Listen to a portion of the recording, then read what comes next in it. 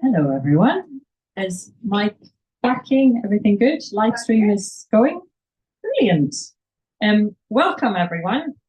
It's really, really lovely to see all of you here. Really excited about tonight. My name is Jess. I work for Lighthouse Books, and I'm here with Katie Hale.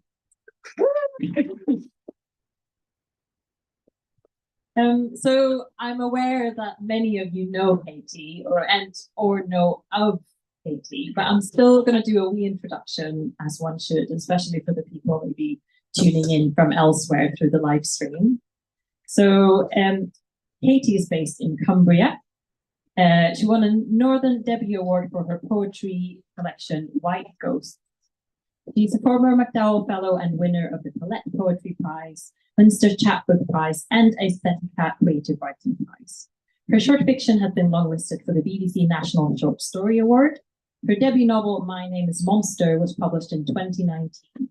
She won a Northern Writers' Award for fiction in 2022 to work on The Edge of Solitude, which is the book that we'll be talking about tonight. Now, this is a book that I feel, well, first of all, it's suspenseful, which I wasn't expecting. I don't know why I wasn't expecting that, but it's like it really, really keeps you on your toes all the way to the end. But what I also really, really appreciate about it is that it's a book that takes you really far away, but also gets under your skin and really forces you to face some questions that are very, very close to home. It's also a book about activism and how difficult it is to try and do the right thing in an imperfect world under capitalism, really, and in a very individualist world. So before we dig in, a huge round of applause and welcome everybody and thank you for being here. So we're going to have a reading in a wee bit, but I thought maybe we could set the scene a little bit by introducing everyone to our narrator, Ivy Cunningham. So I often feel like maybe characters, when, at least as a reader and I guess as a writer as well, that you start with questions and you start with a lot of questions, and maybe at the end of it, not all of those questions are answered, and that's a good thing. So my question is, what kind of questions drew you to Ivy? And at the end of it, having finished writing the book, what kind of, are there things that you still don't understand about him? Yeah, so can everyone hear me okay? Is this mic okay? Yeah, great. So Ivy, so the novel's set in Antarctica, and so actually the book started with a place as much as a question, but then the place then prompted questions and more questions, and those questions have prompted Ivy, the character. So Ivy is a disgraced environmental activist. She has kind of 50 years of activism behind her, and when the novel opens, we see her aboard the ship of a billionaire called Sky, and she's joined his Antarctic conservation program, basically in a sort of last-ditch effort to redeem herself, redeem her reputation, and hopefully also mend her broken relationship with her son. And then she travels further south on this ship, and as she travels further south towards Antarctica, she starts to question the project and starts to question who she can trust really on board the ship. And I think the questions really that I was asking about Antarctica, but about the environment, about climate, about activism, really were about what motivates us to care about the things that we care about, whether that be kind of global things like climate collapse, or whether that be kind of personal things, you know, about the individuals that we care about in our lives, and our own self-interest as well. And yeah, I suppose I was asking myself questions about my own self-interest, and what of my own self-interest is important to me, and what is important to me in terms of my activism, and actually, you know, that there are places where those two things butt up against each other, and I don't have the answers as to how far are you prepared to go for a cause, but yeah, I don't have the answers for that, but I think I have more questions from writing the book, and more questions about activism and what the purpose of activism is, kind of, you know, whether on an individual level and on a societal level, and I think they can sometimes be different things, and I don't think either is necessarily right or wrong. Yeah. And you mentioned the novel starting with a place as much as or even more than a character. And you went to Antarctica, was it 2020? Yeah, March 2020. Fix my timing. And you've also been to like almost the other poles of Svalbard. How did the visits to these actual places in Antarctica mostly shape the way you went into the book, or the way that you kind of approached telling the story? So Antarctica shaped it more than the Arctic, simply because of when I visited. So I visited Svalbard. I did a residency there about a year ago, just over a year ago. So by that point, really, the book was written. There were a couple of extra changes that I made based on my experience in the Arctic, but well, that's another book further down the line, which I haven't written yet. But Antarctica definitely. I went to Antarctica because I knew I wanted to write about it. I had this sort of obsession with Antarctica basically since year 8 at school, when we did a geography project about it and had to go research Antarctica. And I kind of had this sort of low-key obsession that's been burning away there in the background ever since. So I went to Antarctica in 2020. I organised to go, and really I was obsessed with the wildlife and the beautiful pictures of kind of ice skates and icebergs and all of the stunning colours of the kind of the ice and the water, and that was what drew me there. And then while I was there, I ended up learning a lot more about the sort of geopolitical side of Antarctica, so the history of Antarctica as a continent, and who has claims and is not allowed to have claims, and how the kind of politics of it works. I could probably spend the entire event talking about the Antarctic Treaty and the politics of Antarctica. I won't, but go and research the Antarctic Treaty is fascinating. All these countries basically placed hold on placed claims on Antarctica, and when the Antarctic Treaty came into force, those claims were not gainsaid; they were just basically paused. So there's all these kind of intersecting slices of pie, basically, of how Antarctica has been claimed, and the claims were divided up. So yeah, and that really fascinated me, this idea of people putting claims on Antarctica, and the international cooperation that has come to mean that, you know, Antarctica cannot be owned and cannot be used for any any purpose of industry or war, or it has to be used for science and conservation.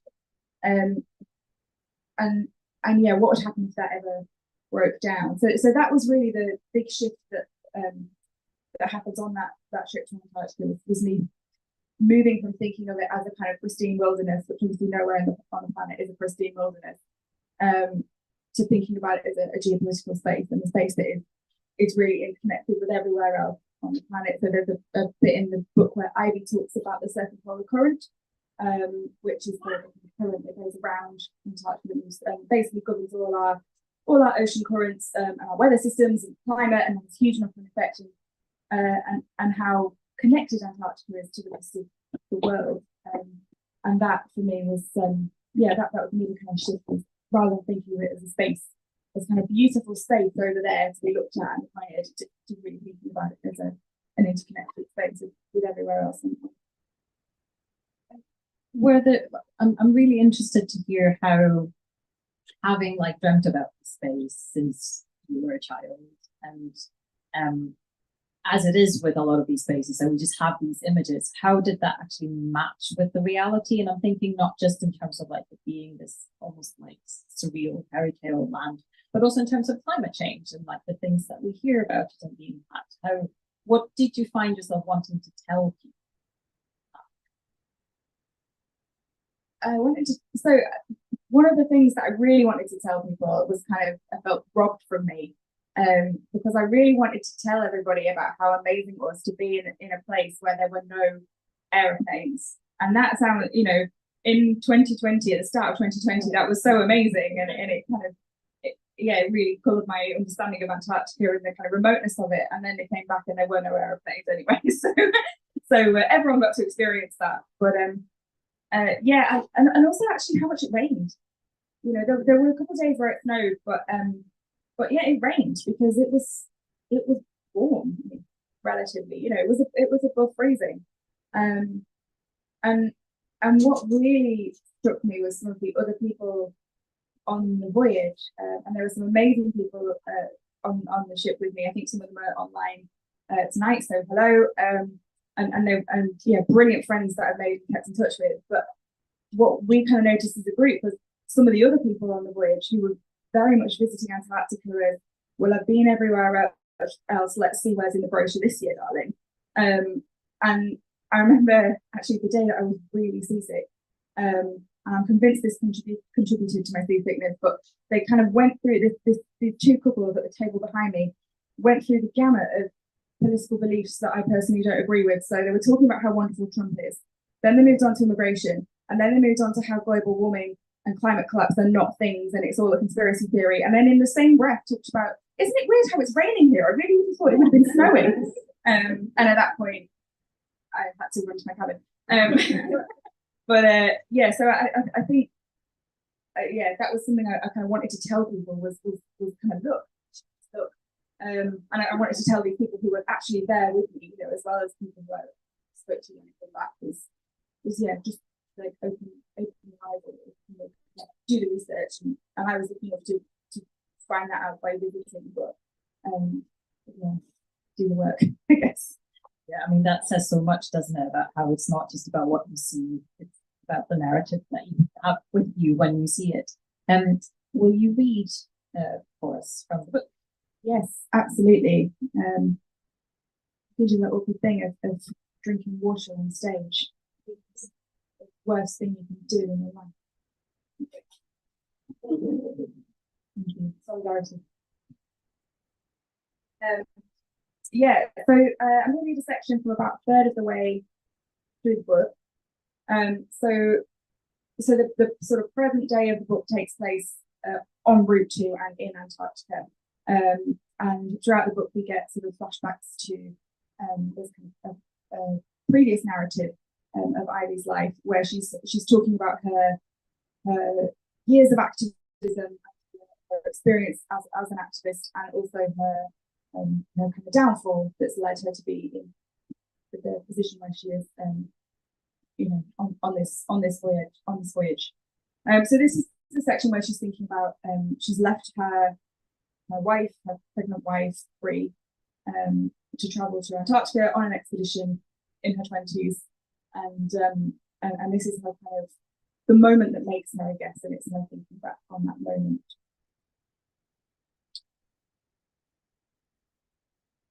And it's a photo. She's talking about a photo.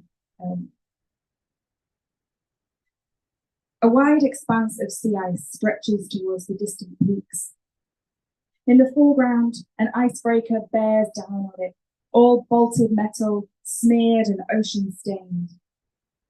The line of the camera follows the colossal drill bit at its prow, and just beyond it, as though ready to be speared on its point, is the focus of the image, and the only colour in this monochrome world. A woman, in a warning red parka, kneeling on the ice. With her outstretched arms, she forms a sacrificial barrier between the drill ship and what lies behind her. Two mottled grey Weddell seals, a mother and pup. As the woman blinks the glare from her uncovered eyes, her face dips to her shoulder. The gesture makes her look Christ-like, a stained glass crucifixion against the white, her eyes lowered in grief for all creation. God, she seems to say, forgive them. I remember the photo being taken. I remember my knees numb against the ice, the lactic acid building in my outstretched arms. I remember the sheer adrenaline of it, Seeing our smaller icebreaker draw up alongside the big one, Kay on the wrong side of the railings, Tap and Noah clinging to her coat as she leaned out over open water to get the right angle.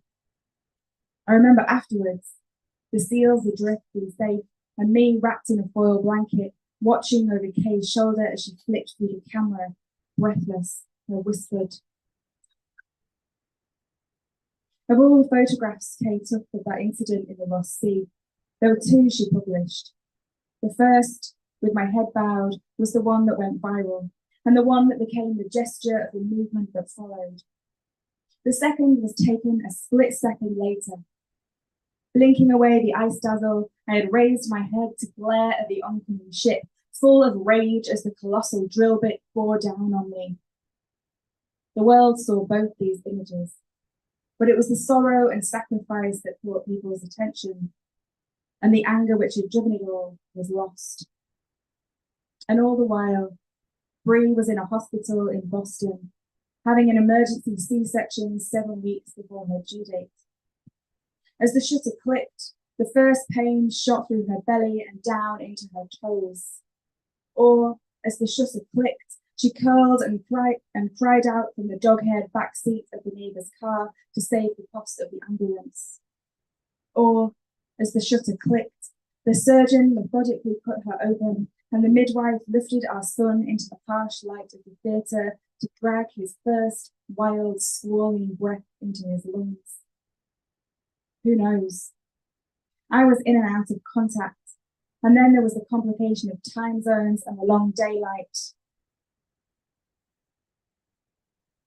And Bree half out of it with pain and later medication. So I've never managed to pin down the moment exactly. It was 2 days before I even heard I was a mum. By then, Bree had seen the photo. Everyone had. Later, I learned it was a nurse turning the communal flat screen to the news, asking Bree, "Isn't that your partner?" And Bree saying, "Wife." I remember ice cracking on the other side of the porthole, the scrape of growlers along the hull as I huddled in my cabin. I remember Bree's breath through the tinny speaker of the sat phone, like canned hope, as she said, "I've called him Ross, after your stance in the Ross Sea." I remember being slow with tears. In broken syllables, Bree said, "I'm so, so proud." I told her, "I'm coming home." Later, days later, I realized I should have told Bree I was proud of her too. Recently, I've wondered if this is where it started, the separation, the continental drift. If this was the exact moment we pushed off from one another's shores.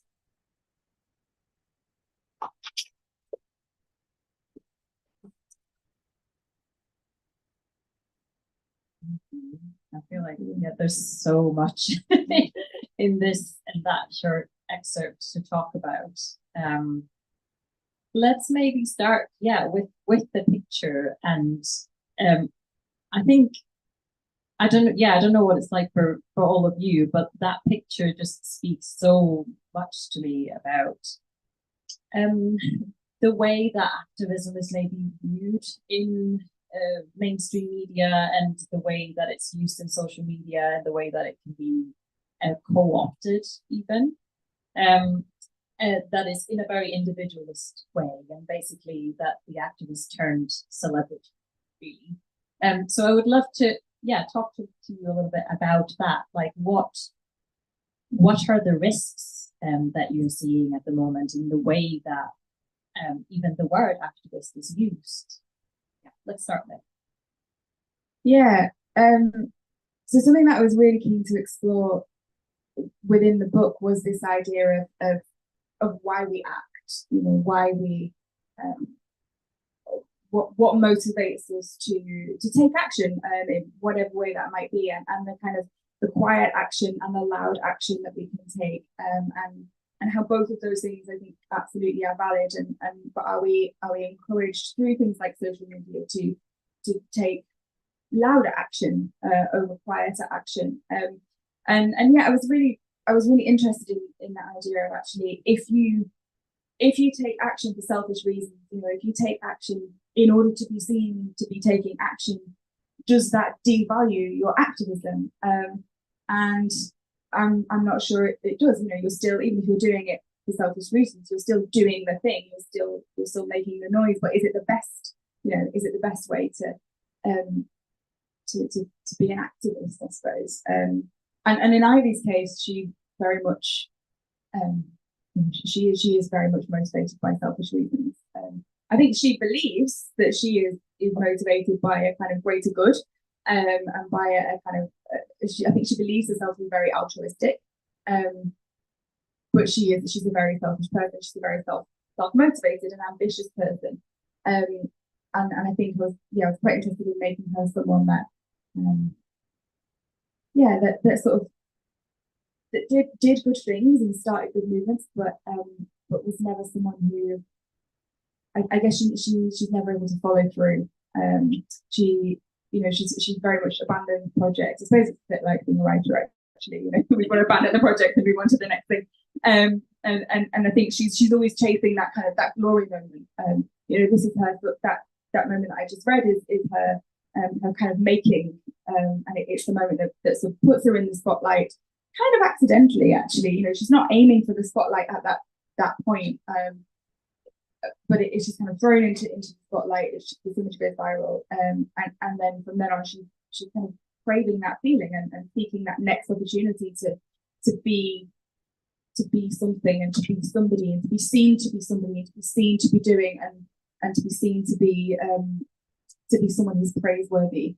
And again, you know, I don't want to give away kind of what happens in the book, but she does good things, but she's never quite following through on them. She's always abandoning them to the next thing, and I think I suppose that's the thing, isn't it? You know, there's a lot of, and in some ways I have a lot of sympathy with her as a character. I can't write someone without having sympathy for them and understanding them, but I think there's always pressure on all of us to be acting for and seem to be acting for multiple causes and the next cause that comes along, and that's not to devalue any of those individual causes, but I think there is pressure on social media. I think, you know, anyone who's on Twitter, X, there's almost a pressure to act like a company and make a statement about everything that happens, and I think sometimes actually that's not great for our mental health, and we can't make a statement about everything because we're just individual humans, and we also have to, you know, do the laundry and wash the dishes and pay the rent and all the rest of it, and actually is that energy that we're using to make those statements and those very public statements taking away from the quieter activism that we could be doing, that might actually make a difference. And I don't have any answers to any of that. That's why I wrote a book about it. You know, these are also questions that I'm asking, and that I think the book, I hope the book asks as well. I hope these are questions that the book leaves you with. I mean, I think so. Yeah, absolutely. And another question that is related to that, and that, yeah, I suppose it's actually really visible in that image as well, because she looks like Christ, is the question of sacrifice. Because there's often so much talk about, like, sacrifice is this really tricky thing, I suppose, in organizing or in doing work that is for social justice or for your community. What kind of problems are there around that, I suppose? Because here's a character who sacrifices a lot, but not necessarily for, like, altruistic reasons, I suppose. Like, you know, you could say that she sacrifices her family in a way. So yeah, can you talk a little bit more about that idea and how it comes into the book? Yeah, I think there's a difference, isn't there, between sacrifice and martyrdom. And I think she sees herself as a martyr rather than actually sacrificing anything. And yeah, she does sacrifice the relationship with her family. But I don't think she necessarily realizes that's what she's doing. It's not a conscious choice that she makes. And I think that's, yeah, I think that's something that maybe we'll have to ask is what are the sacrifices we're prepared to make, and what are the sacrifices that we don't realize we're making? yeah, I think she's, I don't know, I sort of love and hate Ivy, and I kind of hope that you do too. If you know, if you think she's the kind of moral compass to which you should point your own morality, then we have an issue. But also, you know, I think she is. Hopefully, you will also kind of love her and kind of pity her and understand her as well. Yeah, I completely lost the question. No, so that's right. Well, something else that brought up for me was, and it's in the title, like The Edge of Solitude. There's so much about isolation here and about loneliness. And one thing that I found myself kind of wondering about as I was reading the book was like, where's her community? Like where along the way did she lose the people who sort of held her accountable in a way, and also about belonging. So I wanted to ask you, like, where do you think she feels belonging, if at all?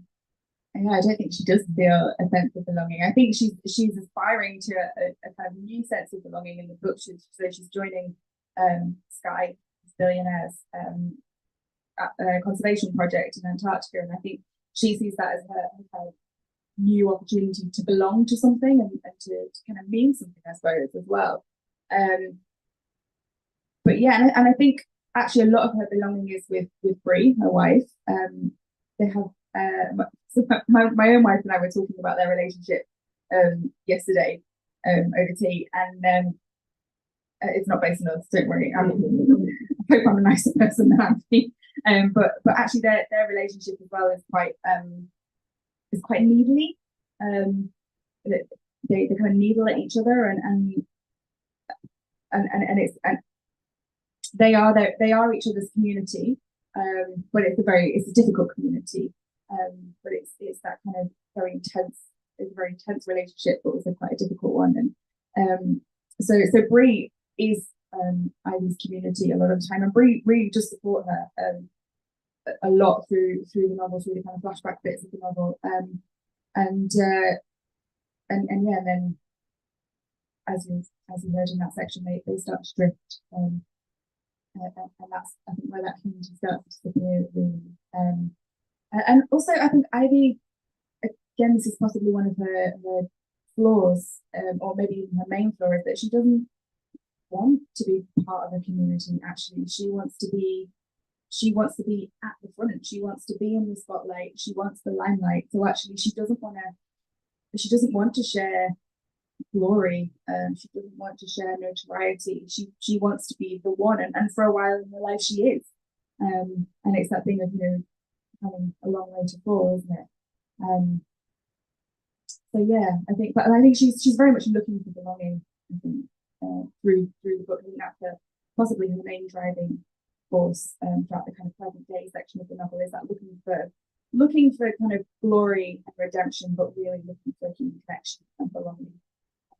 And solitude, sorry. Yeah. No, I was going to say solitude is such an interesting word, isn't it? Because it's not loneliness, or it isn't necessarily loneliness. It's a kind of solitude implies something chosen, and I think Ivy is sort of in denial about whether she's chosen this or not. And also it's quite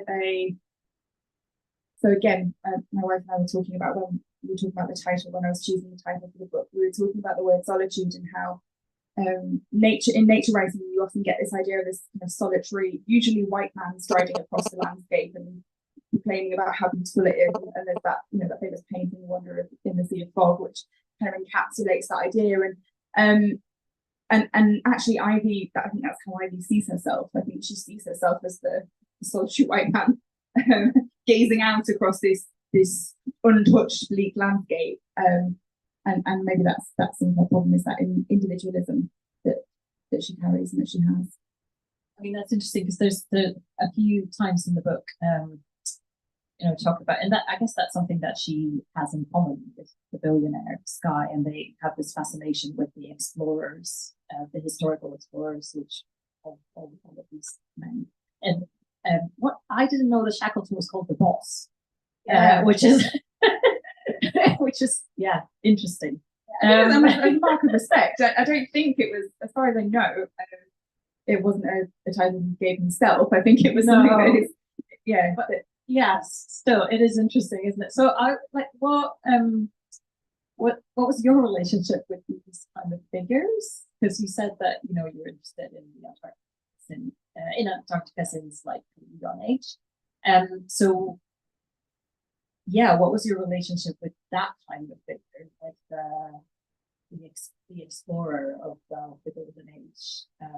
It's a very colonial figure as well. Yeah. Again, didn't really have a relationship with that idea. I very much had this, for a long time, carried this very naive idea of Antarctica as being penguins and ice and whales and seals and krill, and that was pretty much, that was what there was, and that was, to be honest, that was what drew me to it, in a sense a bit like Ivy, as that sort of lone and raptured male thing, lone and raptured female going out and looking at this beautiful untouched natural landscape, and yeah, I hope it's okay to admit that and realize that I really realized I was wrong, and actually it was only since traveling to Antarctica and really since understanding about how it came to exist in the kind of political entity that it is, or apolitical entity, that I actually got more interested in these explorers, because that's kind of how it came to be, how it came to be the way it is, and kind of whatever the project, whatever the kind of colonial project, you could admit they were blooming hardy.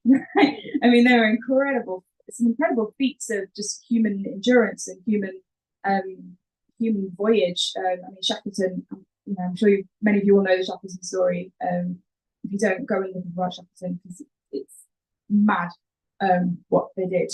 But yeah, and I think that is, I think we can admire the individuals who accomplish that without necessarily admiring the colonial project that was behind it, and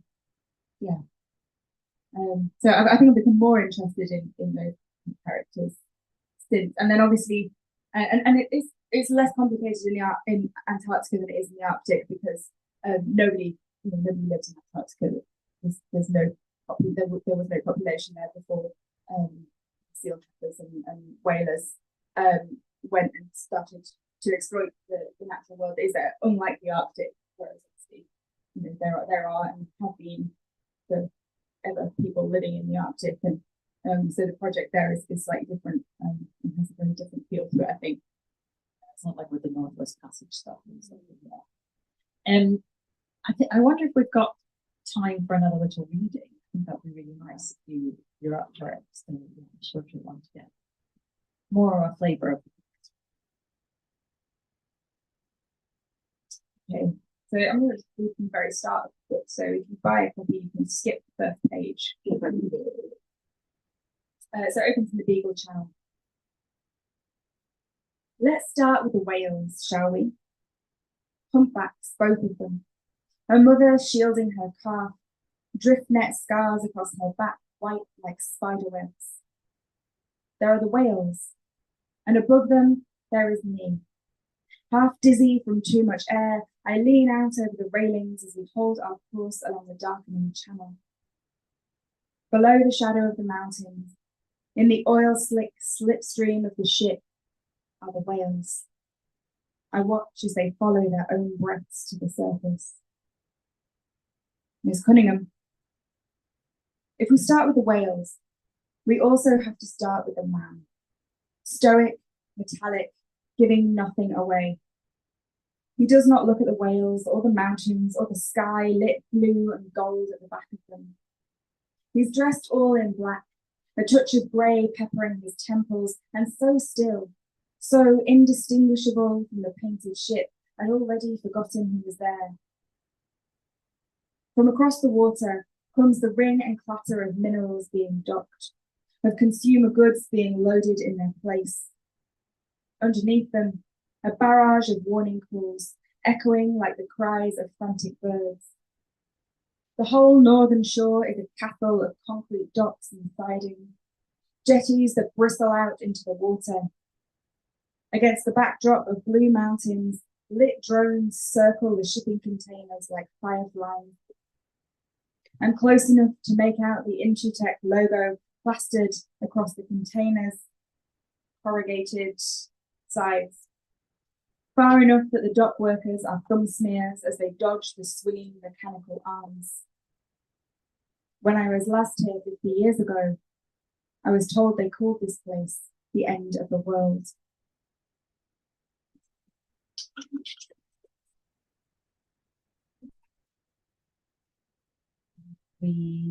We're going to go over to audience questions in a bit. So if you've been mulling over something, this is the time to sort of make that into a question in your brain, so that then we can ask it. But I've got another question just to give you a bit of time. Let's talk about guilt. Why not? Very elegant way of introducing that, but no, seriously. So there's so many interesting and really poignant thoughts about guilt and responsibility in this book in terms of motivation and in terms of what's brought Ivy to this point, but also on a much broader scale in terms of why do we act from a position of privilege as opposed to acting from a position of we could all have something better. So I wondered actually, and this is a question that I have asked other people before because I just find it really maybe important actually. What's the difference to you between guilt and responsibility? For this one. When we were having our little chat downstairs about what we were going to talk about, that question did not come up. That was improvised. You can answer that in terms of the book or in terms of your book.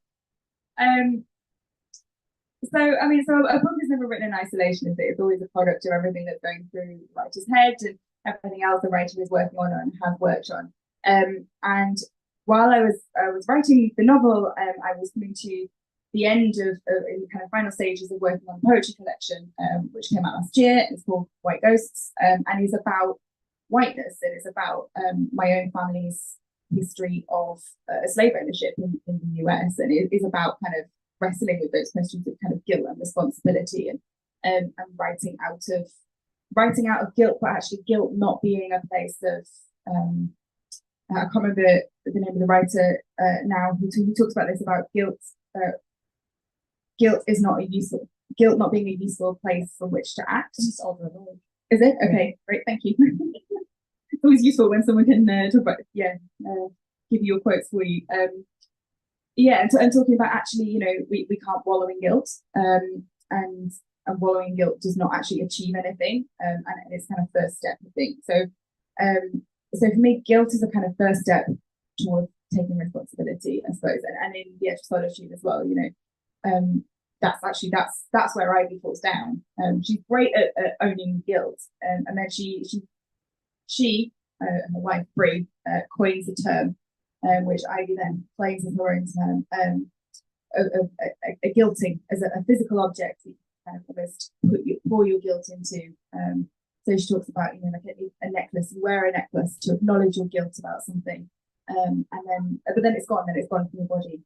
And I thought that was quite an attractive idea, to be able to go, look, this is me owning up to my guilt, but actually not doing anything about it. So going back to the thing of activism and why we act, that's the step that's I think missing for Ivy, is that she's happy to acknowledge her guilt some of the time, but she can't make that step towards actual responsibility and then the next step towards doing something about it and actually acting in a meaningful way. Very internal feeling as well was something that I was thinking while reading the book, that as opposed to responsibility, which kind of forces you to actually it's a mutual thing, and it's in relation to other people. Guilt is very again, isolation, I suppose. Yeah, I guess guilt is pulling a duvet around you and going, oh, I don't want to engage with the world. And responsibility is putting your shoes on and going out the front door and doing something. Yeah. I think this is the time to go over to questions. Do we have any questions? I know we might have some online as well. Mo? Yes. All right. Let's start here. Do we have any questions in the physical room? and all questions are welcome.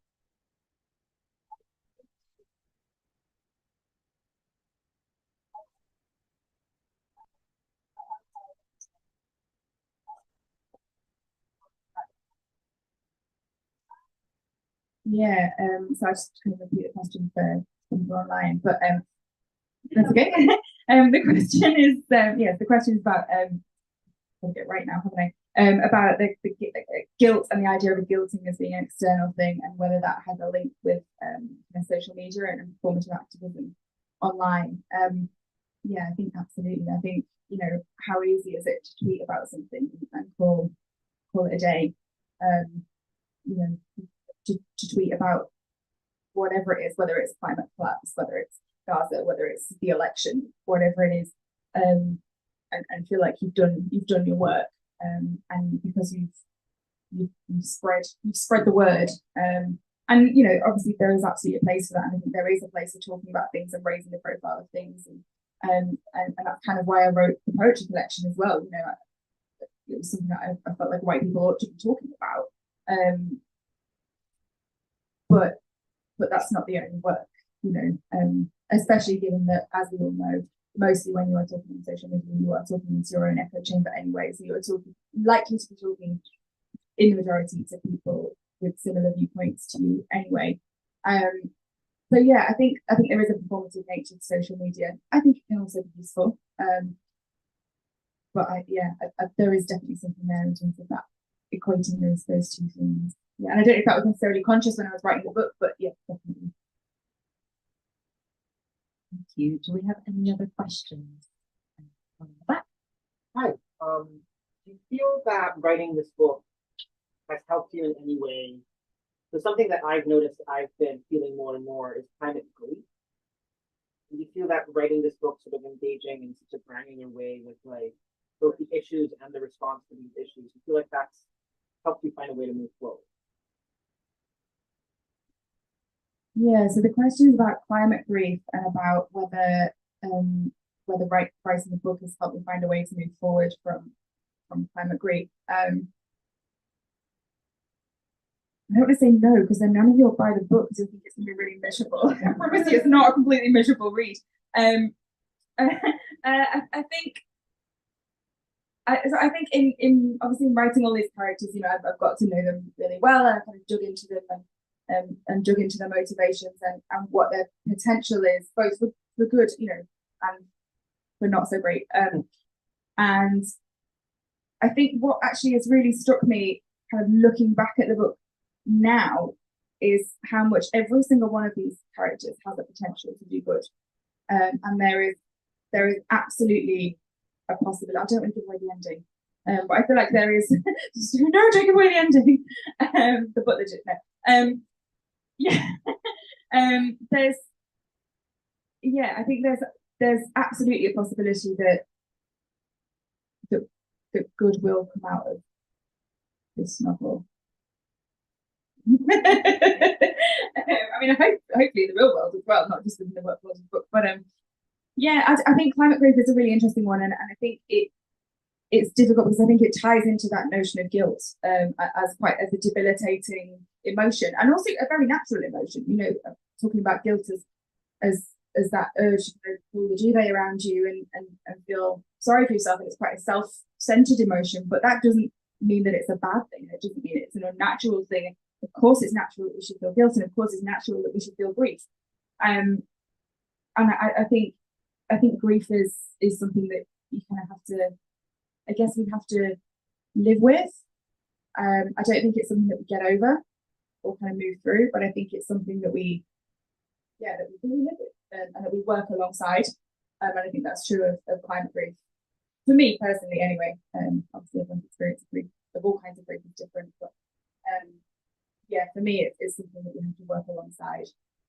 And I don't know if I learned that from writing the book or just from existing in the world, or maybe a combination of both. Thank you. Thank you. Those are great questions. Do we have any more questions in the room? Ask. Oh, just gone again. Do we have any questions online? No, not yet. Not yet. Oh, no. Come on, online people. Yeah, we've actually got loads of people online watching. In that case, okay. Yes. I was just asked if you could write about any other geographical location you had in mind other than Antarctica, what would it be? Oh, okay. If I could write about any other geographical location other than Antarctica, what would it be? So I'm currently working on a third novel, which is set in Cumbria, which is where I live. So I've gone from so yes, I've gone from really far away to, I mean, it's literally set in my own village. So I don't know if that's the kind of knee-jerk reaction to the scale of this novel to come back very close. But I would also, I'd really like to write about the Arctic as well. I feel like it's taken the sort of year and a bit since traveling to Svalbard for it to really settle in my mind. And I feel like I don't know if, I know there are other writers in the room, I don't know if you also feel that like projects kind of line up a bit like the lipstick racks in Boots. So like you're working on, you pull one out and that's the one you're working on, and the others are kind of all lined up in a row, and sometimes one will get lost somewhere down the back, but there's always kind of row of them. And yeah, that's Svalbard is in the lipstick rack of my writing brain. I think we've got a question from online, and then we'll. So this is a question from Lauren Cafferty. I'm very. I'm very interested in the food in the novel. Why did you choose such intense descriptions for the food as well as the setting? So the question is why she's interested in the food of the novel, and why are there such intense descriptions for food as well as the setting? It's because I'm hoping she'll cook it for me. No, but I think there's something about. So I was actually, when I was in the drafting process of the book, one of the books that I was reading was Nina Mimi Powell's book, Tiny Moons, I think it's called. It's an Emma Press book, and it's kind of I think it's a year of eating in Shanghai. And I was really struck by the descriptions of food in that book, and it just made me think a lot about how we write food, and it wasn't something I'd ever really thought much about. And actually, it fit really well for me with all the themes of this novel. There's a lot of there's a lot of consumerism in the novel. There's a lot of kind of owning of the world, and I think and how we produce food. The other book that I read was James Rebanks' English Pastoral, English Pastoral, and which is about kind of about farming and the production of food, and our kind of relationship with food production, and it got me really interested in thinking about how it's also interconnected. Food production is so interconnected with climate. It's so interconnected with how we engage with the world, the natural world, and our responsibility for it as well. And we saw this with things like COVID, didn't we? How when food production goes wrong, it's been intensified in certain ways that it can have such adverse effects as well, and lead to disease, and lead to a kind of relationship between humans and other parts of the natural world that we're never really supposed to be in that way. So yeah, it felt quite natural for me to talk about food and to write about food in quite a lot of detail. Yeah, I made myself quite hungry actually writing this book. And also the kind of thing about cuisine as well, and where the different, like what a privilege it is to be able to sample cuisines from so many different places. I love Cumbria dearly, but basically my local takeaway is a chip shop, and it's a treat. If ever I come to a city, I'm like, oh right, let's get Chinese, let's get an Indian takeaway, let's sample all the different cuisines, because it feels like such a treat to me, and that's something that I wanted to explore in the book as well, is how we, how certainly for Sky, the billionaire, food is a kind of colonialism, and it's a kind of owning and claiming involved in the food that is served on board the ship. So yeah, that was something going on there, I think, as well. Yeah, we have a question here.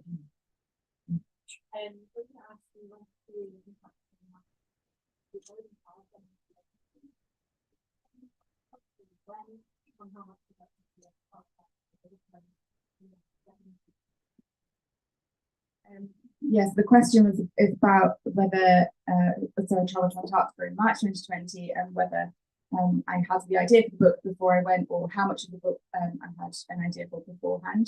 I didn't at all. I knew I wanted to write about Antarctica. I didn't know what. I wasn't sure if it would be poetry, if it would be fiction, if it would be some other kind of prose. But I knew I wanted to write about it, but I didn't know what. And then it was on the ship. It was learning about the Antarctic Treaty and what would happen if that collapsed. That sort of started me thinking about the book, and then Ivy was born from that really, and the rest of the book just kind of unfolded from there. So yeah, I didn't have any idea of what I wanted to write about, other than I knew I wanted to write about this place. It wouldn't let me go. Okay. That's a follow-up question. Yeah. Actually. So, in terms of things being written like in the future, because this is in our future, there's such a nice balance, I think, in the book, in that we get little snippets of information of what technology and what things are like, but it doesn't feel like you've gone in to build a whole world in a way that we might expect from some dystopias. And I just wonder how naturally that came. Like, were there times when you were like tempted to fill in all the gaps of like, this is how we got to this point in the last 50 years, or how was that? Yeah, I did do some kind of free writes of this is how we got here, and some of that is in the book as well. Some of that has made it into the book. And in terms of the technology, there are technologies that didn't make it into the book that I wrote, and then felt I wanted all the technologies in the book to feel contemporary, or like expanded versions of contemporary technologies. So again, that thing of well, this is what we have now. If this gets pushed and pushed and pushed, where does it end up? But I wanted it to feel relatable, and I wanted it to feel like something that a contemporary reader could identify with, and not feel. I didn't want it to feel like reading science fiction, because I didn't want this science and the technology to take over the story. And that's, there's nothing against science fiction. Like, I love loads of science fiction books that I love, but it didn't feel right for this story. And there are elements of technology in this which are very much pushing the bounds of what is possible now. It's set in 2095, basically because I wanted there to be time for that treaty to collapse, and there to be some kind of consequences to that already, and that. So I couldn't set it now for that reason. But then that pushed me to kind of think about the technologies and to think about how that might play out. So Intutech, which is mentioned in that opening, is a kind of is a technology that predicts your intuition, basically. So it's a predictive technology based on data harvesting, which is not that distant from what we currently have. I mean, it takes it to slightly further extremes, like it can carry and things like that. But yeah, I feel like it's not that far away. How are we doing on time, or do we have time for a couple more questions? Yeah, definitely. Yeah. I have one online. Online, yeah. Yeah. So this is from Polly Atkin. How important was it for you to show a gay marriage and all the complexity that we get straight marriages portrayed all the time? Ooh, thanks, Polly. So this is a question from online about how important it was to show a gay marriage in all the complexity that we see straight marriages in fiction all the time. I don't think I ever really decided to make Ivy gay. I think it just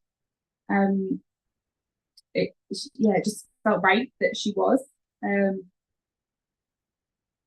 We actually again, my wife and I were talking about this last night about how complex their relationship is, and how complex their marriage is, and how I think Ivy, if I had written Ivy as a male character, in some ways I think she might be quite a stereotypical character, in that she would be the ambitious lone enraptured male who leaves her wife and to go work and leaves her family and sacrifices her family life and lets her wife do all the kind of relationship labor and cheats on her wife while she's pregnant.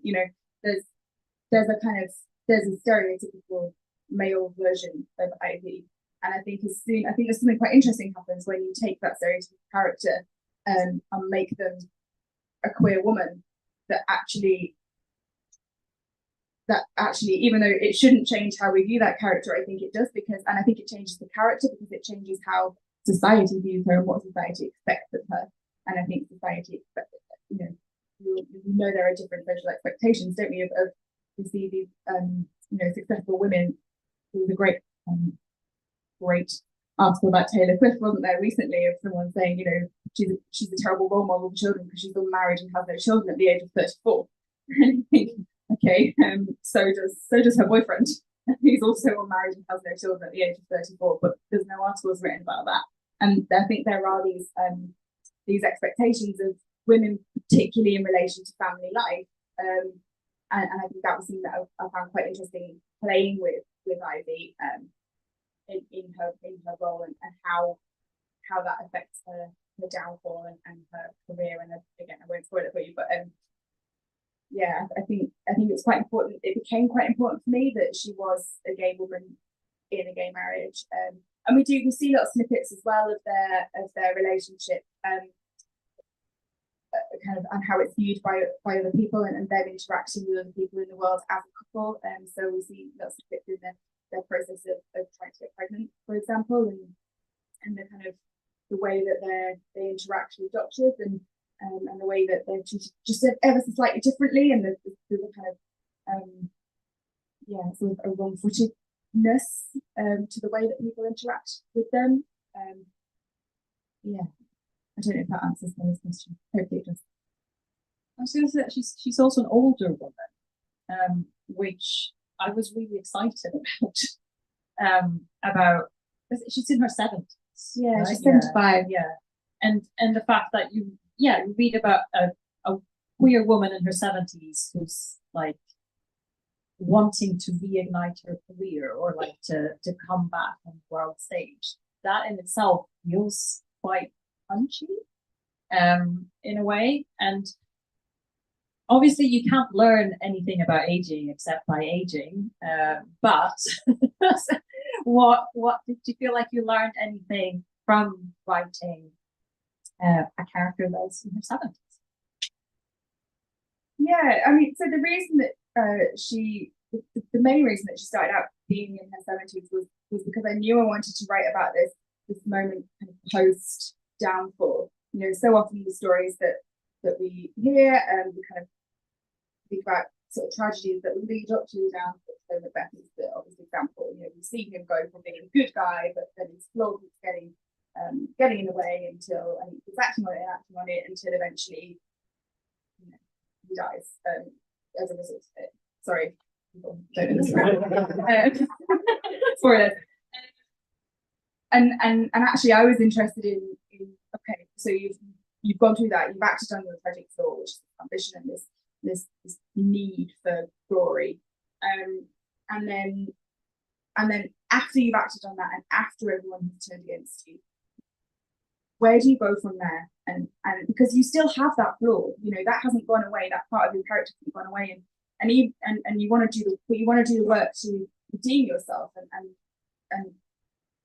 but how do you do that, and how can you, to what extent can we, or particularly can Ivy, overcome that flaw and work through that flaw and work with it in order to redeem herself? So yeah, that was kind of where I was. That was really interesting. Thank you. Do we have any more questions from the audience? I think we're out of time. So good. Thank you so much. Just a huge round of applause for Katie.